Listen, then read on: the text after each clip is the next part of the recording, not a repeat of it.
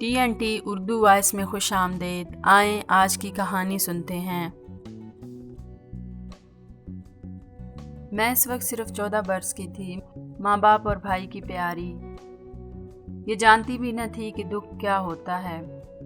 ان دنوں مجھے سنورنے اور شادی کی تقریبات میں جانے کا بہت شوق تھا، شاید اس لیے کہ دلہنیں اچھے اچھے کپڑے پہنتی ہیں، زیوروں میں دمکتی ہیں اور جلمل جلمل کرتی ہوئی بہت پیاری لگتی ہیں۔ میں بھی دلہن بن جانے کے خواب دیکھا کرتی تھی۔ جب میری چچا زاد بہن کی شادی ہو رہی تھی تو میں نے اس تقریب میں شرکت کرنے کے لیے خوب تیاری کی تھی۔ اپنے جوڑے کو اتنا گوٹے کناری سے سجا لیا کہ جیسے عروسی جوڑا دلہن نے نہیں میں نے ہی پہنا ہو۔ مجھے یاد ہے کہ میرا دوپٹہ خوب چمکیلے ستاروں سے بھرا ہوا تھا، اور جب نور کی شادی کے روز اس کو پہنا تو اس کا بوجھ اٹھا نہ سکتی تھی۔ نوعمر لڑکیاں تو ہر صورت دلہن کا قرب چاہتی ہیں، اس کے پہلو سے لگ کر بیٹھتی ہیں، اٹھنے کا نام ہی نہیں لیتی۔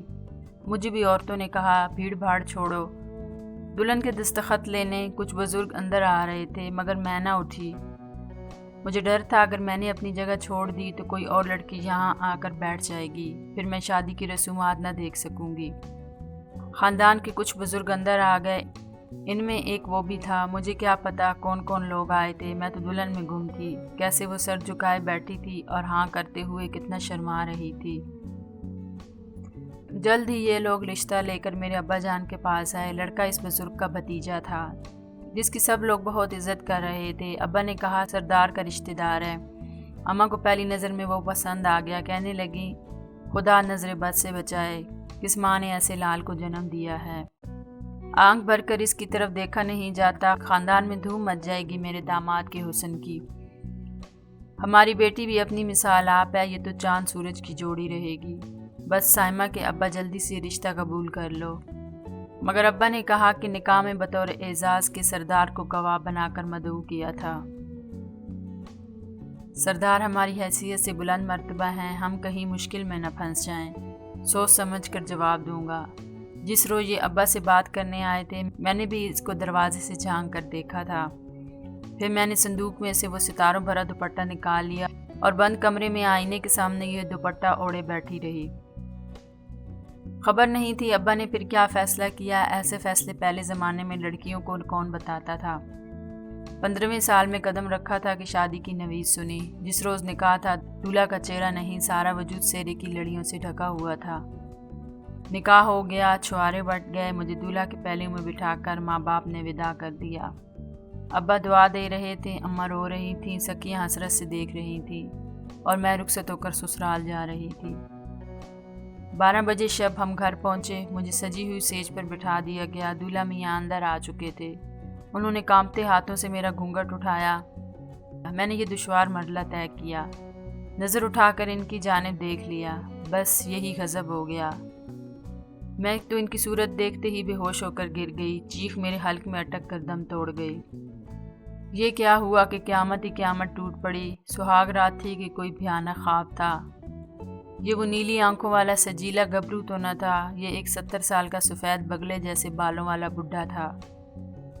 میری نظروں میں ایسا اندھیرا چھایا کہ پھر مجھے خبر نہ رہی کب صبح ہوئی۔ وہ سنہری رات اندھیری نکلی اور اس کے بعد کے سویرے بھی سارے اندھیرے ہو گئے۔ پھر کبھی میری زندگی میں کوئی سورج بھرا سویرا نہ آیا۔ میرے سرتاج نے مجھے خوش رکھنے کو زیورات کے ڈھیر میرے قدموں میں ڈال دیے، مجھ سے معافی مانگی، اپنی گل ہوتی ہستی کا واسطہ دیا کہ اب میں اس کی محبت کی لاج رکھ لوں۔ اس نے بتایا جب میں نور کے نکاح کے وقت بطور گواہ آیا تھا تم دلہن کے پہلو میں بیٹھی کوئی ننھی منی سی پریوں کی شہزادی لگ رہی تھی، ستاروں بھرا دوپٹہ اوڑھے تم مجھے بہت پیاری لگی کہ مجھے محسوس ہوا اگر تم مجھ کو حاصل نہ ہو سکی تو میرا دم گھٹ جائے گا اور میں مر جاؤں گا۔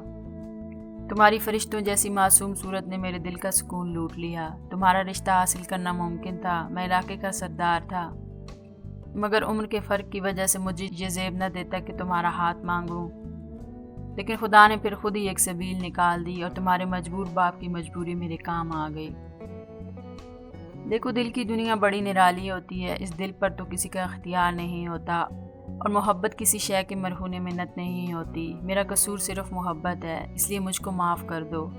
بوڑھے سرتاج نے میرے پیر پکڑ لیے۔ میرے دادا کی عمر کا شخص میرے سامنے بیٹھا مجھ سے معافی طلب کر رہا تھا۔ मैं मशरकी औरत थी, हालात और ज़िंदगी से समझौता कर लिया। मेरी शादी के बाद वो बमुश्किल 3 साल जी सके और मैं 15 बरस की दुल्हन 18वें बरस में बेवा हो गई। इद्दत के बाद मैंने मेके जाना चाहा, अब्बा भी यही चाहते थे, मगर जिस कौम से हम ताल्लुक़ रखते थे न यहाँ तलाक मुमकिन है और ना बेवा वापस मेके जा सकती है, क्योंकि एक बार ब्याह हो जाए तो फिर वो मेके की नहीं ससुराल की इज़्ज़त होती है। मेरे शोहर के जवान बेटों ने बंदूकें तान ली, कह दिया अब तुम हमारी माँ हो, हमारी और हमारे बाप की इज़्ज़त हो, दूसरी शादी का तसव्वुर दिल से निकाल दो। इस घर से जिस रोज़ बाहर कदम रखोगी वो दिन तुम्हारी ज़िंदगी का आखिरी दिन होगा। 2 साल बाद अब्बा का इंतकाल हो गया। मेका माँ तक बाप का तो आसरा होता है।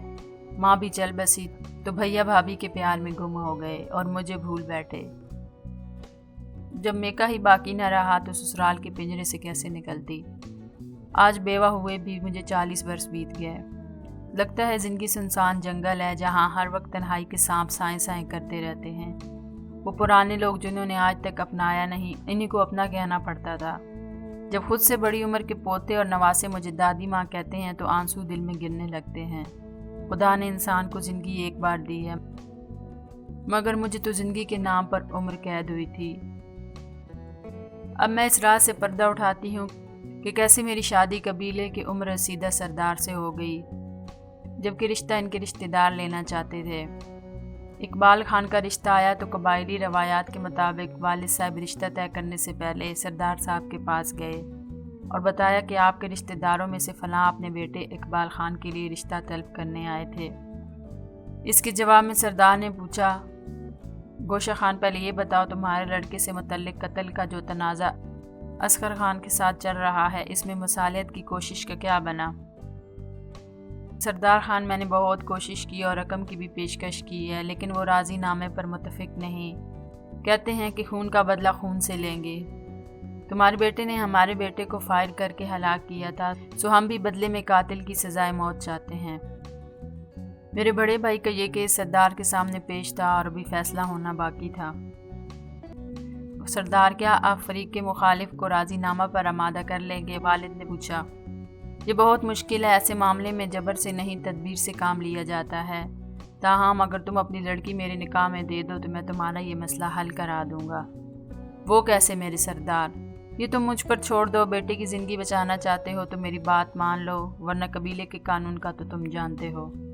मैं कानून तब्दील करने के मामले में बेबस हूँ। हाँ, अगर मैंने मसालियत पर मकतूल के बाप से बात कर ली तो शायद वो लिहाज की वजह से मेरे कहने को रद्द न करे।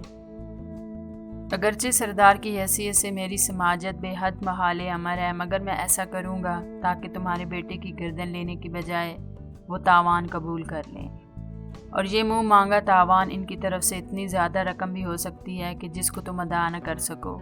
यह रकम भी मुझको ही अदा करना पड़ेगी, लेकिन याद रहे इस मामले में किसी को कानो कान खबर न हो। सच कहते हैं कि बुढ़ापे का इश्क बहुत ख़तरनाक होता है, मगर इश्क भी एक मुँह ज़ोर शय है। ये आदमी को तबाह कर सकता है, आदमी इसको ज़ेर नहीं कर सकता। ये मामला था जो वाले साहब ने अपने और सरदार के बीच रखा। तावान की रकम सरदार ने अदा करके मकतूल के वरसा को जान बख्शी पर आमादा कर लिया। अब्बा ने यह सौदा अपने बेटे की ज़िंदगी बचाने के लिए किया।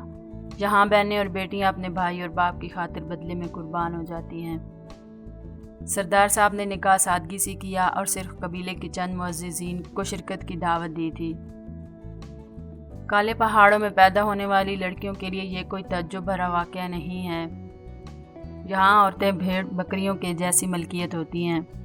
मालिक की मर्ज़ी जिसके साथ हाँक दे, हमको उफ़ करने की इजाज़त नहीं। सदियों के कानून आज तक नहीं बदले। आज भी यहाँ के रहने वालों के दिल पत्थर जैसे सख्त और स्याह हैं।